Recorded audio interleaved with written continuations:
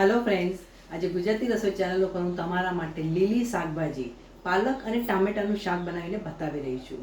તો ચાલો મિત્રો, વધારે વાર ન કરતા આ રેસીપી કરવા મારા જોડે મારા કિચનમાં। સૌપ્રથમ આપણે કઢાઈમાં થોડું તેલ ગરમ કરવા માટે મૂકવાનું છે। મિત્રો, મેં તમને પાછલી રેસીપીમાં પણ કીધું હતું કે તમે લીલા શાકભાજી આ રીતે લોખંડની કઢાઈમાં બનાવશો તો ખાવાની વધારે મજા આવશે। તમે જરૂરથી એકવાર ટ્રાય કરજો। તેલ આપણે ગરમ થવા દઈશું। તેલ ગરમ થાય કે આપણે 1 ટીસ્પૂન રાઈ નાખીશું, 1 ટીસ્પૂન જીરું નાખીશું। રાઈ અને જીરું સારું તતડે કે ઝીણું સમારેલું લસણ નાખવાનું છે તમારે। અહીંયા મેં 8 થી 10 લસણની કળીઓ લીધી છે અને 2 થી 3 લીલા મરચાં પણ નાખવાના છે। આ રીતે ઝીણા સમારીને લસણ અને લીલા મરચાં કાપીને આ રીતે નાખી દેજો।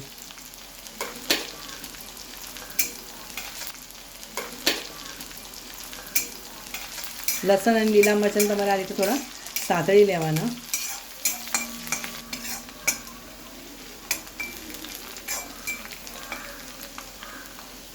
લસણ ગોલ્ડન બ્રાઉન થાય કે ઝીણી સમારેલી એક ડુંગળી નાખીશું।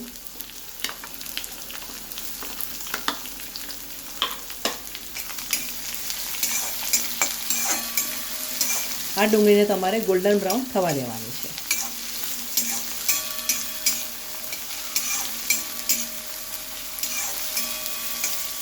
ડુંગળી તમારે હવે જુઓ ગોલ્ડન બ્રાઉન પણ થઈ ગઈ છે। હવે આપણે એમાં ટામેટાં નાખીશું। 2 ટામેટાં લાલ લાલ ટામેટાં કાપીને નાખી દેજો। ટામેટું નાખ્યા બાદ આપણે મીઠું નાખી દઈશું। તમને શાકના પ્રમાણમાં મીઠું નાખવું હોય તો આ સ્ટેજ ઉપર તમે નાખી દેજો।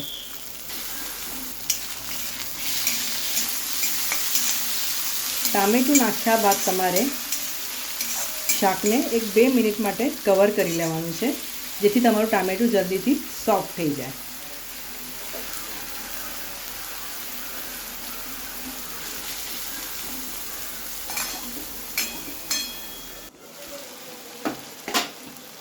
ટામેટું સરસ સોફ્ટ થઈ ગયું છે। ગેસની ફ્લેમ તમારે લો જ રાખવાની છે।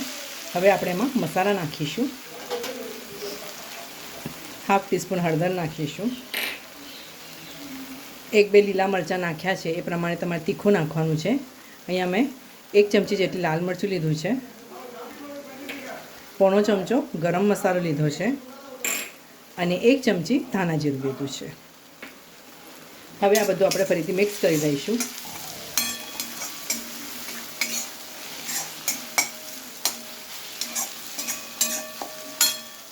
હવે આપણે ઝીણી સમારેલી પાલક નાખીશું। અહીંયા મેં 250 થી 300 ગ્રામ જેટલી પાલક લીધી છે। એને મેં ઝીણી સમારી લીધી અને સ્વચ્છ એટલે ચોખ્ખા પાણીથી ધોઈને સારી રીતે એમાંથી પાણી નિતારી લીધું છે। હવે આ પાલકને તમારે એકવાર મિક્સ કરી લેવાની અને એને સરસ રીતે ધીમા ગેસ ઉપર ચડવા દેવાની છે। આપણે ટામેટું કૂક કરતી વખતે મીઠું નાખ્યું છે, એટલે તમે ટેસ્ટ કર્યા વગર હવે મીઠું ના નાખશો, કારણ કે લીલોતરા શાકમાં આમે મીઠાનું પ્રમાણ થોડું ઓછું હોય ને તો વ્યવસ્થિત લાગશે, કારણ શાક પછી ક્વોન્ટિટીમાં ઓછું થઈ જાય ને એટલે તમને ખારું લાગી શકે છે। એટલે હમણાં તમારે મીઠું નથી નાખવાનું, ટેસ્ટ કરીને પછી જ નાખજો। સાથે મિક્સ કરી લેવાનું અને તમારે ધીમા ગેસ ઉપર હવે આ શાકને કૂક થવા દેવાનું છે। મિત્રો, હવે આ શાકને તમારે કવર કરવાની જરૂર નથી, ધીમા ગેસ ઉપર થવા દેજો। વચ્ચે વચ્ચે તમારે આ શાકને હલાવતા રહેવાનું છે। પાલક ટામેટાનું શાક આ રીતે ડ્રાય થાય, સૂકું થાય કે તમારે ગેસ બંધ કરી લેવાનો છે। તમારું શાક ખાવા માટે તૈયાર છે। હવે આ વિડીયો જોયા બદલ તમારો ઘણો ઘણો આભાર। આવતા વિડીયોમાં આવી સરસ મજાની રેસીપી સાથે આપણે ફરીથી મળીશું। ત્યાં સુધી સરસ ખાઓ, સ્વસ્થ રહો અને ગુજરાતી રસોઈ જોતા રહેશો।